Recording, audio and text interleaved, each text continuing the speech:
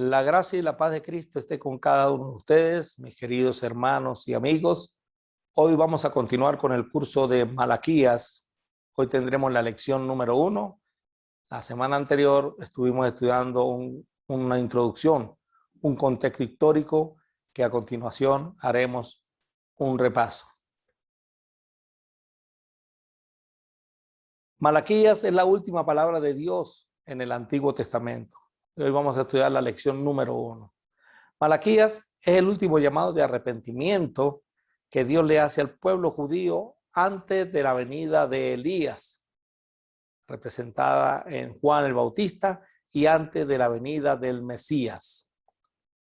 Después del libro de Malaquías, hay 400 años de un significativo silencio del cual analizaremos a medida que vayamos realizando nuestro curso.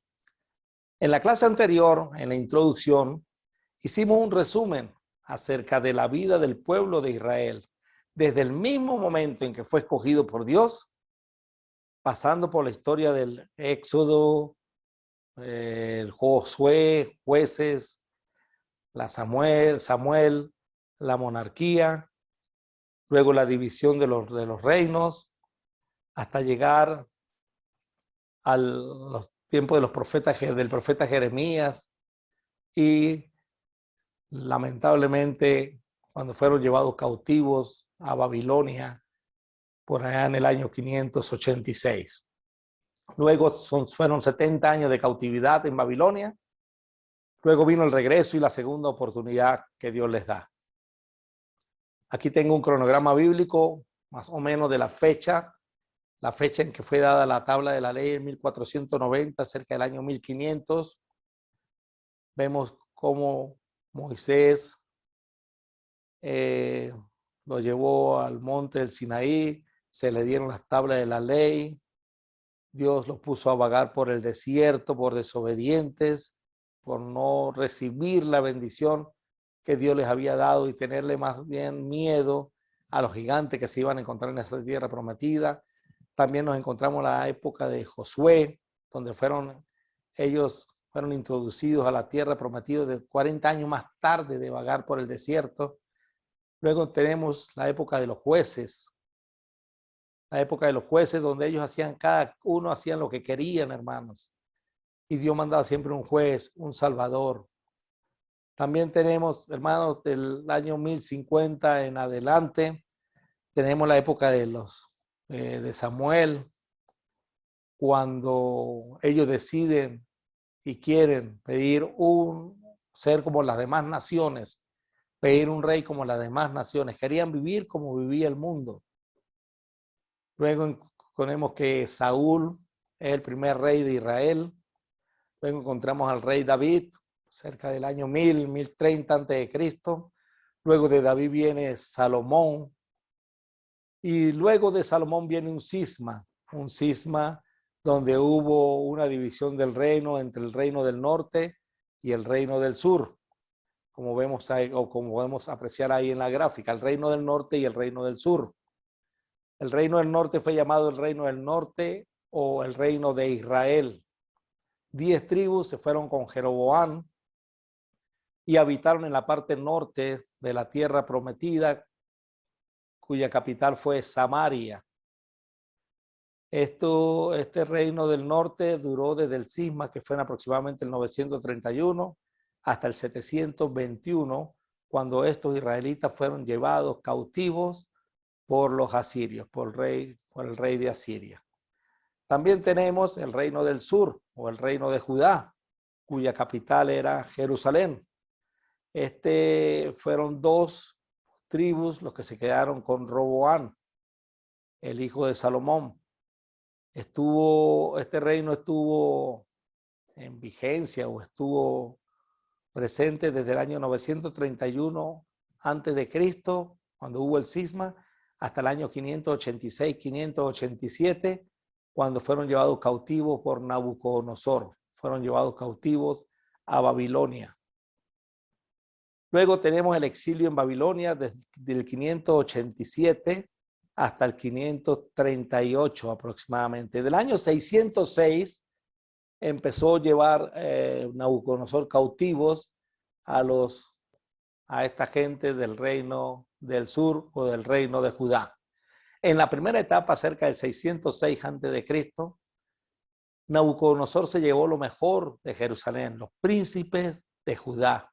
Entre ellos estaba Daniel, Ananías, Misael y Azarías, y muchos otros jóvenes que fueron llevados para ser preparados para el servicio del rey Nabucodonosor. En la segunda etapa se llevó más gente del pueblo, familias, para que fuesen a vivir en Babilonia. Y en la tercera etapa fue donde hubo la terrible incursión, donde la ciudad de Jerusalén y el templo mismo fue destruido. A todas estas estaba Jeremías viviendo toda esta situación. Y es el momento cuando él escribe Lamentaciones, que es donde refleja su sentimiento emocional y espiritual de lo que estaba viviendo mientras Jerusalén estaba siendo destruida. Y de la misma manera como esta gente fue llevada durante 3 viajes, 3 deportaciones, en el año 538 aproximadamente el rey Ciro, rey persa, decreta que los judíos regresen nuevamente a Jerusalén para reparar la casa de nuestro Dios. En el primer viaje de regreso está Zorobabel con 50,000 hombres. Fueron y establecieron los cimientos y fue una algarabía muy grande porque hubo una mezcla de emociones entre la gente de la vieja guardia, la gente que había vivido durante el primer templo y ahora estaban presenciando el poner los cimientos del segundo templo, y los jóvenes que también estaban gritando de alegría, unos llorando de emoción y otros gritando de alegría. Luego, 80 años más tarde aproximadamente, regresa Esdras, viene un segundo regreso, Esdras, y encuentra un pueblo totalmente apartado de la ley de Dios, totalmente apartado de la ley de Dios. Esdras hace las reformas necesarias y se encontró con matrimonios mixtos donde él mismo les manda a que deben regresar nuevamente a sus esposas originales. Eso lo vamos a ver cuando estemos estudiando el capítulo 2 de Malaquías. En la el tercer regreso es donde encontramos a Nehemías, 13 años después de Esdras. Nehemías regresa porque oye noticias terribles acerca de cómo estaba viviendo la gente en Jerusalén, en grande afrenta, dice Nehemías capítulo 1. Los muros derribados, las calles llenas de escombros donde ni siquiera una cabalgadura podía pasar. Y en esta oportunidad, en la lección anterior, estuvimos estudiando cómo hacía esta gente para vivir en semejantes condiciones. Nehemías regresa y durante 12 años gobierna a este pueblo. Eso también lo vamos a estudiar más adelante. Es simplemente un resumen de lo que pasó con este pueblo. En el tiempo en que Nehemías regresa nuevamente a Artajerjes, porque Nehemías necesita regresar nuevamente a donde está el rey, donde está Artajerjes, y en ese lapso de tiempo entre el regreso de Nehemías a Artajerjes y el nuevo regreso a Jerusalén es donde encontramos a Malaquías. Eso lo vamos a ver en una lección más adelante. Entonces tenemos que Malaquías se encuentra con un pueblo que tuvo una segunda oportunidad. Una segunda oportunidad, mis hermanos, que no aprovecharon, pues volvieron a caer en los mismos errores, emparentando nuevamente con mujeres de las naciones enemigas, de las cuales Dios les había dicho que no lo hicieran, y apartándose de la ley de Dios que Esdras ya les había ayudado a entender nuevamente. Con todo y que tuvieron un gran maestro como Esdras y un magnífico gobernante como lo fue Nehemías. Precisamente Nehemías viaja a Jerusalén. Las noticias traídas de sus hermanos eran desalentadoras. El pueblo estaba en afrenta y la ciudad completamente desamparada, pues los muros no estaban y las calles estaban llenas de escombros. 100 años había pasado desde el primer retorno. Zorobabel había reconstruido el templo, pero antes los judíos habían construido sus lujosas casas para vivir, según Ageo capítulo 1, versículo 4. y la ciudad amada a la que añoraban regresar, según el Salmo 137, estaba abandonada. ¿Cuánto del pueblo estaría verdaderamente en afrenta? Quizás la mayoría, solo la parte aristocrática era la que vivía bien.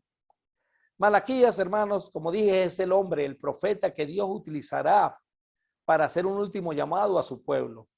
Las acusaciones van a ser frontales, las acusaciones van a ser duras, van a ser de frente.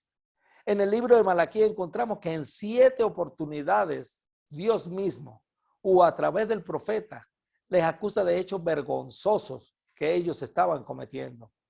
El pueblo se defiende negándolo y muchas veces preguntando, o la mayoría de las veces preguntando de una manera irónica. Y el Señor les da la evidencia de su afirmación o de su acusación. Profecía de la palabra de Jehová contra Israel por medio de Malaquías. Malaquías capítulo 1, versículo 1. La palabra traducida por profecía es la palabra hebrea masa, que significa un oráculo, una sentencia, una dura carga, en el sentido de una responsabilidad pesada, difícil de sobrellevar.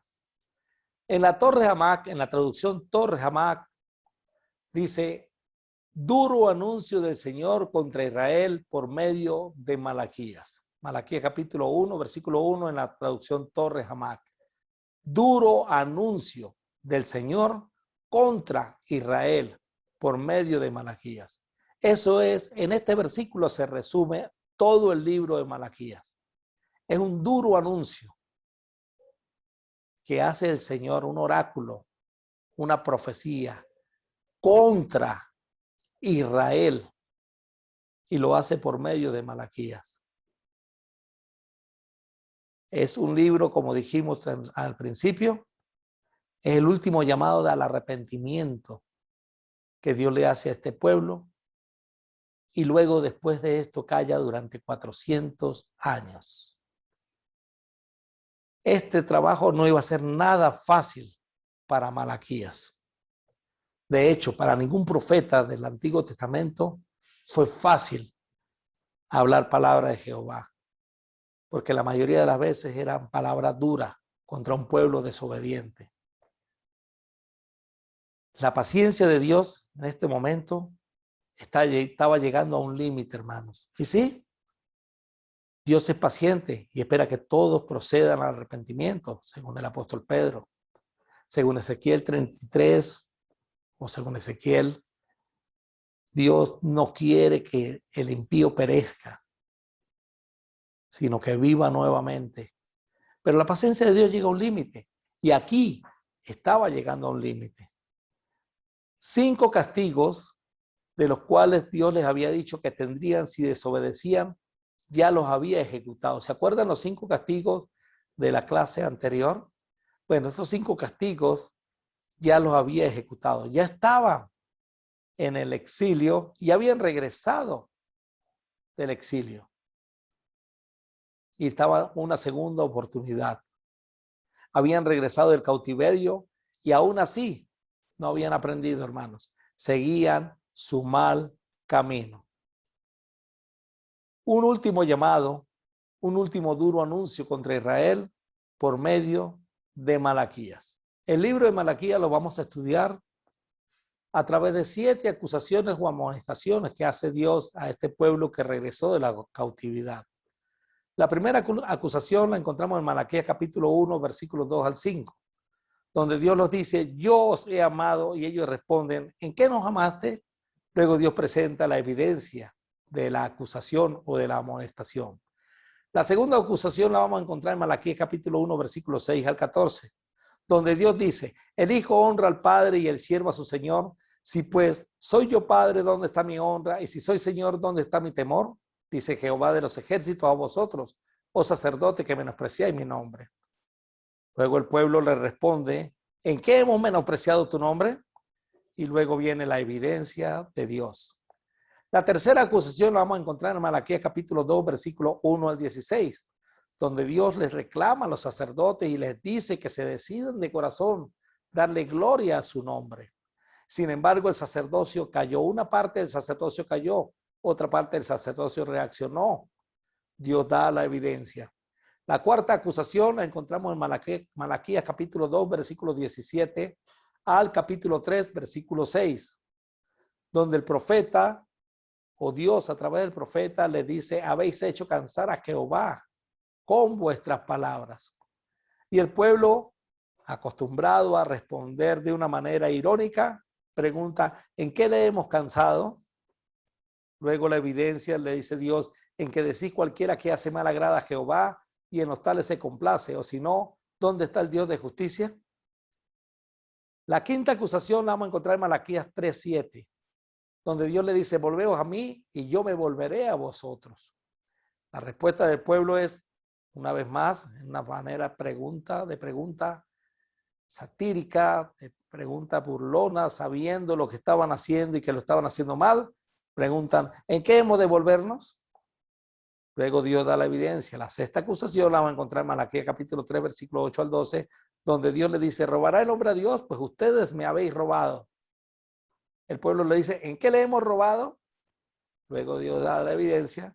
Y en el capítulo 7, Malaquías capítulo 3, versículo 13 al capítulo 4, versículo 6, donde Dios le dice: vuestras palabras contra mí han sido violentas. Fíjense que en la quinta acusación, Dios le dice, en la cuarta acusación, Dios le dice: vuestras palabras me han cansado. En la séptima le dice: vuestras palabras contra mí han sido violentas. Y el pueblo le responde: ¿qué hemos hablado contra ti? Y luego Dios le va a dar la evidencia. En eso va a consistir nuestro estudio del libro de Malaquías. Comencemos con la primera acusación. Malaquías capítulo 1, versículos 2 al 5. Vamos a leerlo de la Reina Valera.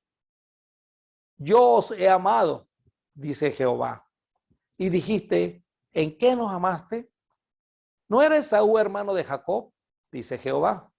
Y amé a Jacob y a Esaú aborrecí.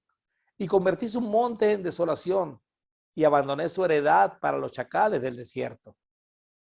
Cuando Edom dijere: nos hemos empobrecido, pero volveremos a edificar lo arruinado, así ha dicho Jehová de los ejércitos: ellos edificarán y yo destruiré, y les llamarán territorio de impiedad y pueblo contra el cual Jehová está indignado para siempre. Y vuestros ojos lo verán y diréis: sea Jehová engrandecido más allá de los límites de Israel. En esta primera acusación, hermano, o primera amonestación, lo primero que hace Dios es manifestar su amor. Yo os he amado, le dice Dios. Por muy duro que sea el mensaje, por muy duro que sea el anuncio, el oráculo o la disciplina, lo primero que Dios le dice al pueblo de Israel y nos dice a nosotros es: yo os he amado. Eso nos hace recordar aquella palabra del autor de la carta a los Hebreos, en Hebreos capítulo 12, versículo 6, donde dice: porque el Señor al que ama disciplina y azota a todo aquel que recibe por hijo. Porque Dios sabe que debe encauzarnos, hermano. El Salmo 23 dice que reconfortará nuestra alma. Y la palabra reconfortar y que nos llevará por senda de justicia. Y eso lo hace Dios a través de su palabra. Nos instruye, nos corrige, nos restaura al camino que nuevamente debemos seguir. En Deuteronomio capítulo 7, versículos 6 al 8, la palabra de Dios nos dice: porque tú eres pueblo santo para Jehová tu Dios. Jehová tu Dios te ha escogido para hacerle un pueblo especial, más que todos los pueblos que están sobre la tierra. No por ser vosotros más que todos los pueblos, os ha querido Jehová y os ha escogido, pues vosotros erais el más insignificante de todos los pueblos, sino por cuanto Jehová os amó y quiso guardar el juramento que juró a vuestros padres, os ha sacado Jehová con mano poderosa y os ha rescatado de servidumbre, de la mano de Faraón y del rey de Egipto. Desde un comienzo, la Biblia nos dice, y Dios les dice a ellos, que los escogió como pueblo, no por lo fortaleza, lo fuerte o lo guerrero que fuera ese pueblo, no por lo significante que era, sino que era un pueblo insignificante, más que todos los pueblos, sino que los escogió por cuanto Jehová os amó. Desde un principio, el amor de Dios ha estado o estuvo sobre ellos, y desde un principio el amor de Dios ha estado sobre la humanidad, y desde un principio el amor de Dios ha estado sobre nosotros. Por amor al pueblo y por guardar el juramento que había hecho Abraham, Isaac y Jacob, por ese juramento Dios los sacó de Egipto, de la esclavitud. Por ese juramento Dios los hizo, que les dio la tierra prometida. Por ese juramento Dios no los destruyó durante la era de los jueces, por los rebeldes que fueron. Por ese juramento Dios permitió que ellos tuvieran un rey.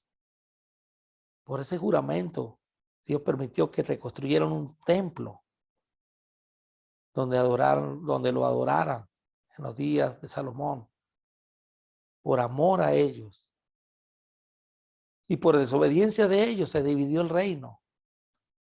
Y fueron llevados unos cautivos por Asiria y otros cautivos por los babilonios. Porque la desobediencia de ellos contrasta con el amor de Dios. La desobediencia nuestra en ocasiones contrasta con el amor de Dios. Entonces viene la disciplina, viene el duro anuncio. Y pensamos que Dios no nos ama. Pero Dios al que ama, disciplina. Y lo primero que hace Dios antes de entrarle a todo el oráculo, a toda la profecía que Malaquías le va a dar, esa dura profecía, lo primero que dice Dios es, yo os he amado. Y le está diciendo que los está amando desde el principio. Los amó y nos ama porque y nos escogió para ser un pueblo especial. No porque hayan sido o porque nosotros seamos más que nadie. Los amó y los ama y nos ama para mostrar su bondad, su amor, su misericordia, su fidelidad al juramento hecho a Abraham, a Isaac y al mismo Jacob. Una de las características principales de un pueblo desanimado, hermano, espiritualmente, sabio en su propia opinión, es que no reconoce el amor de Dios. Y cuando usted se sienta en una situación donde ya usted no reconoce el amor de Dios, créame que usted está desanimado espiritualmente. Ese es uno de los síntomas del desánimo espiritual. La respuesta en forma de pregunta del pueblo fue, ¿en qué nos amaste? Un pueblo escogido por Dios con toda la historia que tenía y todavía se pregunta o le pregunta a Dios, ¿en qué nos amaste? La Nueva Traducción Viviente dice, sin embargo, ustedes replican, ¿de veras? ¿Cómo nos has amado? Una duda, falta de confianza, falta de credibilidad. ¿De veras? ¿Cómo nos has amado? El hecho de estar nuevamente en su tierra, en Jerusalén, y no cautivos en Babilonia, ¿no era acaso eso evidencia del amor de Dios? El hecho de que estuvieran nuevamente como pueblo, con un templo donde realizar sus sacrificios, ¿no era evidencia del amor de Dios? El hecho de que fuese un pueblo especial de entre todos los pueblos de la tierra, ¿no era evidencia del amor de Dios? Y si usted quiere averiguar cómo vivió esta gente en la época de cautividad en Babilonia, léase Jeremías capítulo 29 y vea el sufrimiento de esclavitud que tuvo este pueblo. Léalo. Y después que usted lo lea, me va a decir si no es una muestra del amor de Dios. El texto tan conocido que usamos siempre, Jeremías 29:11, yo sé los planes que tengo para ustedes, planes de prosperidad, de paz. Esos eran los planes que Dios tenía, a pesar de que el pueblo había sido cautivo. Eso era parte del amor de Dios. Ahora, ellos dicen, ¿de veras? ¿En qué nos amaste? ¿En qué nos has amado? Con todo lo que Dios les ha mostrado en la práctica, ¿tiene Dios por qué dar alguna explicación? No, no tiene por qué darla. Mas, sin embargo, por amor, les mostrará evidencia de que realmente sí los ama. En Malaquías capítulo 1, versículos 2 al 3, en la Nueva Traducción Viviente, vamos a leer. Yo les he demostrado mi amor de la siguiente manera, dice Dios. Amé a su antepasado Jacob, pero rechacé a su hermano Esaú y devasté su zona montañosa. Convertí la herencia de Esaú en un desierto para chacales. Yo les he demostrado mi amor de la siguiente manera, dice Dios. Es la explicación que les está dando Dios. ¿En verdad nos amaste? Pues sí. ¿Y sabe qué? Les mostraré mi amor de la siguiente manera. Amé a su antepasado Jacob y rechacé a su hermano Esaú. Esa es la explicación que Dios le va a dar. Y no solamente rechacé a su hermano Esaú, sino que devasté su zona montañosa. Convirtió la herencia de Esaú en un desierto para chacales. Y uno se puede preguntar, ¿y cómo puede mostrar Dios su amor de esa manera? Pues vamos a verlo. Jacob y Esaú eran hermanos. Ambos eran hijos de Isaac, con la bella Rebeca. Recordemos que eran gemelos. Recuerden, le dice Dios a este pueblo que había regresado, con el que está hablando Malaquías. Recuerden que ustedes son descendientes de Jacob. Y Jacob y Esaú eran hermanos, gemelos, hijos de Isaac. Esaú, hermano, fue el primero en nacer. Sin embargo, escogí como primogénito a Jacob, indistintamente de todo lo que hayan hecho Jacob y Rebeca. Pues no habían aún nacido, ni habían hecho aún ni bien ni mal este par de bebés, para que el propósito de Dios conforme a la elección permaneciese, no por las obras, sino por el que llama. Se le dijo, el mayor servirá al menor. Como está escrito, a Jacob amé, mas a Esaú aborrecí. Lo dice Pablo en Romanos capítulo 9, versículos 11 al 13, en la Reina Valera. Dios los amó porque amó a Jacob y aborreció a Esaú. Esaú fue el primero en nacer, pero Jacob fue el primogénito. Y de repente uno puede analizar, sí, pero Rebeca todo lo que hizo y engañaron a Isaac y todo lo demás.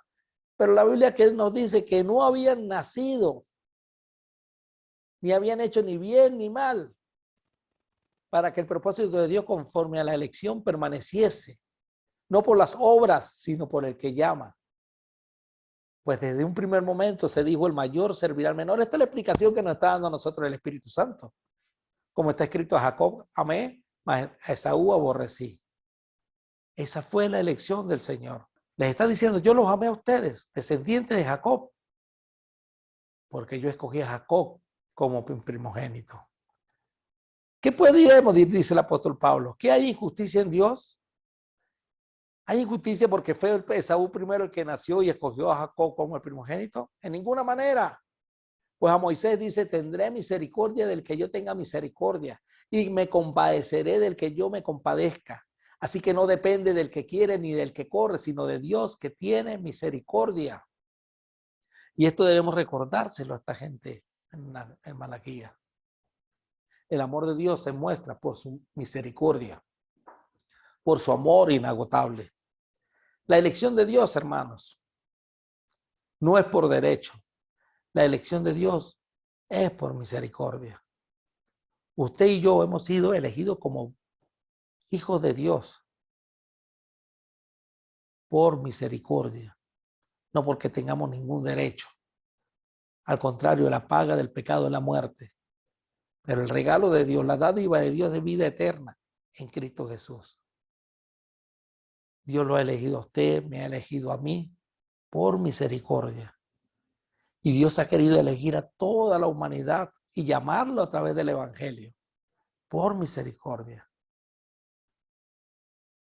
Todo aquel que acepte la misericordia de Dios entra dentro de la elección del Señor Jesús. Vamos a salir a predicarle a la gente. Vamos a salir a 3 casas. Les voy a poner un ejemplo de 3 casas. Vamos a tocar la puerta en 3 casas. Primera casa. Señor, vengo de la iglesia de Cristo. Vengo a enseñarle el evangelio. No, ahorita no tengo tiempo, dicen. Y le cierran la puerta. Vamos a la segunda casa. Y nos miran por el ojito, ¿verdad? El ojo de peje ese que está en las puertas. Y cuando nos miran por ahí nos ven todos deformes. Eso es lo que ha causado la religión, que a Jesús lo vea deforme. Y no nos quieren abrir la puerta. Vamos a la tercera casa. Nos abren la puerta. Vengo a hablarles de la palabra de Dios. Sí, pasen adelante. Tómense un café con nosotros, vamos a hablar. ¿De cuántas de las tres casas tuvo misericordia Dios? De las tres, hermanos. Porque a las tres llamó.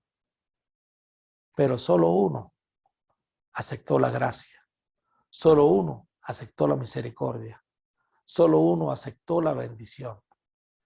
Pues escuchando la palabra de Dios, es muy posible que esa familia se convierta a Cristo. Entonces la elección de Dios no es por derecho, sino es por misericordia. La misericordia de Dios acompaña y es lo que está mostrándole a esta gente. Porque amó a Jacob y aborreció a Esaú. Entonces tenemos a Abraham, lo que los judíos llaman el padre de la fe. La expresión padre de la fe no está en la Biblia, pero no está mal usarla, porque fue el primero, el que nos dio un gran ejemplo de la fe, ¿verdad? Entonces Abraham tuvo dos hijos. Tuvo Ismael, ¿se acuerdan? El hijo de la egipcia, y tuvo a Isaac. ¿Quién nació primero? Nació primero Ismael y nació luego Isaac.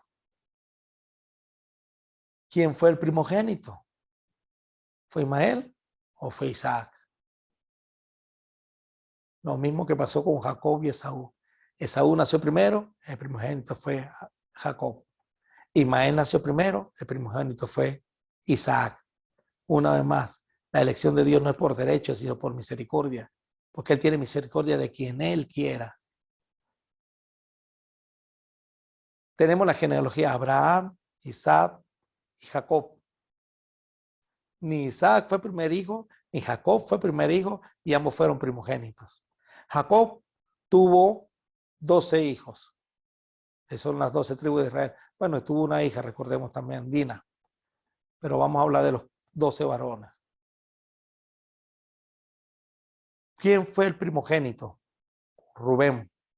Después vino Simeón, Leví, Judá, Isaacar, Zabulón, Gad, Aser, Dan, Neftalí.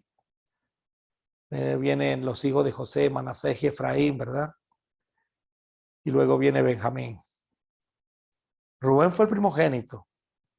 Pero ¿quién fue la tribu más excelsa, de más importancia? La tribu de Judá, de donde vendría el Cristo. Judá no fue el primogénito de Jacob, pero para Dios fue la tribu de la cual vendría el Mesías. Ahora vamos con los reyes de Israel.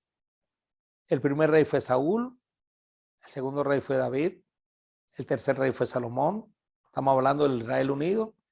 Luego vino la división del reino, norte y sur, y hubo muchísimos reyes. David no fue el primero de los reyes de Israel, pero es el primogénito, según Dios. ¿Dónde lo dice? Yo también le pondré por primogénito, el más excelso de los reyes de la tierra. Salmo 89, 27. Entonces aquí vemos una vez más que para Dios el primogénito no es porque haya sido el primero en nacer o el primero de los reyes, sino porque Dios considera a su primogénito o la primogenitura como lo más excelso. En David lo puso como primogénito, el más excelso de los reyes de la tierra, según el Salmo 89, 27. La palabra primogénito, hermano, tiene doble significado. Bien el primero en orden de nacimiento o bien el primero en orden de importancia. Tiene estos dos significados. Para Dios, el primogénito es lo más importante, lo más excelso. Esto no viene dado por la lógica ni obra humana alguna, sino viene dado por su amor. Veamos, Jesús es el primogénito de María.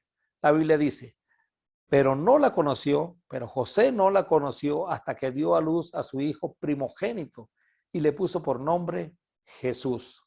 Para María, Jesús fue su hijo primogénito, el primero en nacer. Jesús es el primogénito de entre los muertos. Dice la palabra de Dios, y Él es la cabeza del cuerpo que es la iglesia, el que es el principio, el primogénito de entre los muertos, para que en todo tenga la preeminencia.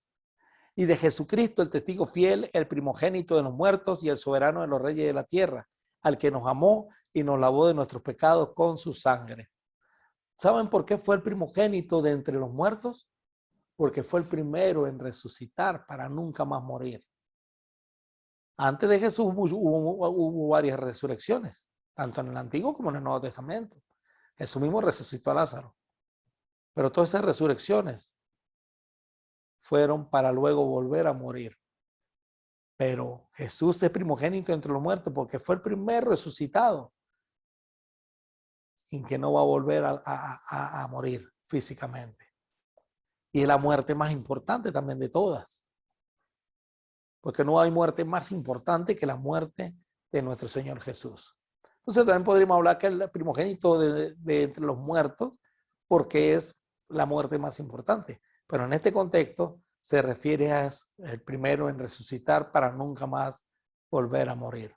Entonces, Jesús es el primogénito de María por ser el primer hijo nacido y el primogénito de entre los muertos porque es el primero en resucitar para no volver a morir. ¿Y por qué no? La muerte más importante. No hay muerte más importante de ser humano alguno que la muerte de Cristo por nuestros pecados. Porque con su muerte todos nosotros somos salvos. Amén. Yo siempre los he amado, dice el Señor. Sin embargo, ustedes replican de veras, ¿cómo nos has amado? Entonces el Señor responde, yo les he demostrado mi amor de la siguiente manera, amé a su antepasado Jacob, que fue lo que acabamos de estudiar. Dios amó a Jacob porque lo escogió como su primogénito. Dios los ama a ellos porque son descendencia de Jacob. Dios los ama porque son como la niña de sus ojos. Pero la porción propia del Señor es su pueblo. Jacob es su herencia. Él lo encontró en una tierra desértica, en una tierra azotada por el viento. Él lo rodeó y lo cuidó, lo protegió como a la niña de sus ojos. Qué hermoso. Y después preguntan, ¿de veras cómo nos has amado? Dios amó a Jacob, Dios amó a su descendencia, Dios los trajo del cautiverio por amor al juramento hecho a Abraham, Isaac, Jacob, y ellos están recibiendo ese duro llamamiento por medio del profeta Malaquías, es precisamente por el amor de Dios. Mas no sucedió lo mismo con la descendencia de Esaú, los edomitas.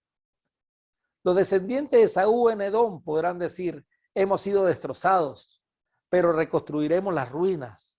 No obstante, el Señor de los ejércitos celestiales responde, puede ser que intenten reconstruirlas, pero yo los derribaré de nuevo. Su país será conocido como tierra de perversidad y su pueblo será llamado el pueblo con quien el Señor está para siempre enojado. Malaquías 1:4, la Nueva Traducción Viviente. Cuando vean la destrucción con sus propios ojos, dirán, verdaderamente la grandeza del Señor se extiende más allá de la frontera de Israel. Los descendientes de Jacob, hermanos, antes del cautiverio, se admiraron de la grandeza de Dios. Dijeron, verdaderamente la grandeza del Señor se extiende más allá de la frontera de Israel. Mas, sin embargo, no lo obedecieron. Los judíos post cautiverio, al ver todo lo que Dios había hecho por ellos, no solo no reconocerían la grandeza del Señor, sino que dudarían de su amor. En la aplicación práctica para nosotros, queridos hermanos, los judíos, con respecto a esta primera acusación, los judíos en la época de Malaquías, comienzo del segundo templo, estaban cegados completamente. No veían la bendición de haber sido escogidos. No veían la bendición de haber sido el pueblo especial de Dios. Ellos dudaban del amor de Dios. Y la iglesia en Éfeso, a finales del siglo I también, había perdido su primer amor, hermanos. Era un pueblo que de no arrepentirse, iba a dejar de ser pueblo de Dios. Iban a quitar el candelero de su lugar. Y estos dos ejemplos, hermanos, uno escrito al final del Antiguo Testamento y el otro escrito al final del Nuevo Testamento. Uno escrito en Malaquías y otro escrito en Apocalipsis. Nos deben enseñar que usted y yo no se es pueblo de Dios por descendencia. No se es pueblo de Dios por linaje. No se es pueblo de Dios por nombre. No se es pueblo de Dios por historia. Se es pueblo de Dios por amor al que nos amó. Se es pueblo de Dios porque Él mismo dijo, si me amáis, guardad mis mandamientos. La iglesia tradicional, la iglesia católica, apelan a su historicidad. Ellos dicen, nosotros somos la iglesia verdadera porque somos los que podemos seguir una ascendencia hasta los apóstoles.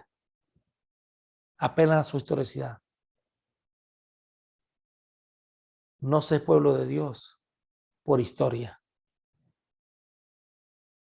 Podemos ir a un pueblo apartado completamente de todo tipo de civilización y con llevar el evangelio y con que la persona obedezca el evangelio, crea, se arrepienta, se bautice para el perdón de sus pecados. Dios los añade a la iglesia. Sin tener nada que ver y sin tener conocimiento de que la iglesia se estableció en Jerusalén, de que hubo cierto tiempo de historia en la iglesia reflejada en hechos. Nada, con solamente la obediencia al evangelio, una persona ya es parte del pueblo de Dios. Se es pueblo de Dios por amor al que nos amó. Se es pueblo de Dios porque Él mismo dijo, si me amáis, guardad mis mandamientos. Ese es el poder del evangelio, el poder de Dios para salvación, que puede convertir a un individuo o a una comunidad que está apartada completamente en ignorancia de Dios, lo puede convertir así, por medio de su obediencia, a ser hijo de Dios, a ser pueblo de Dios. ¿No es eso amor? ¿No es eso amor, hermano? ¿No es eso amor que usted y yo podamos ser llamados hijos de Dios? Yo no sé cómo fue su vida, pero yo sí sé cómo fue la mía. Y le agradezco a Dios su amor. Le agradezco a Dios su misericordia. Le agradezco a Dios su gracia. Le agradezco a Dios porque sé que soy pueblo de Dios. Porque amo al que me amó primero. Porque sé que soy pueblo de Dios. Porque Él me dijo, si me amáis, guardad mis mandamientos. Es lo que yo intento hacer con mi vida. Y estoy seguro que usted también. Porque si no, usted no estuviera en este estudio. Dios es bueno. Muy bueno, hermanos. Su amor por nosotros hizo que su Hijo amado sufriera una terrible muerte. Muerte de cruz. Se es pueblo de Dios por reconocer su señorío y por entender que parte de su amor redunda en la disciplina a la que debemos ser sometidos por causa de nuestra desobediencia. Y es aquí, hermanos, donde vamos a entrar en la segunda amonestación. Bueno, mi hermano, esta es la lección que quería traerles para el día de hoy. Nos vemos, Dios mediante, el próximo sábado. Recuerden que tenemos cuestionario en línea. El hermano Ulises o el hermano Humberto les va a dar el link para que vayan respondiendo y repasen la lección del día de hoy. Que Dios me los bendiga, hermanos, me los cuide y muchas gracias por su atención.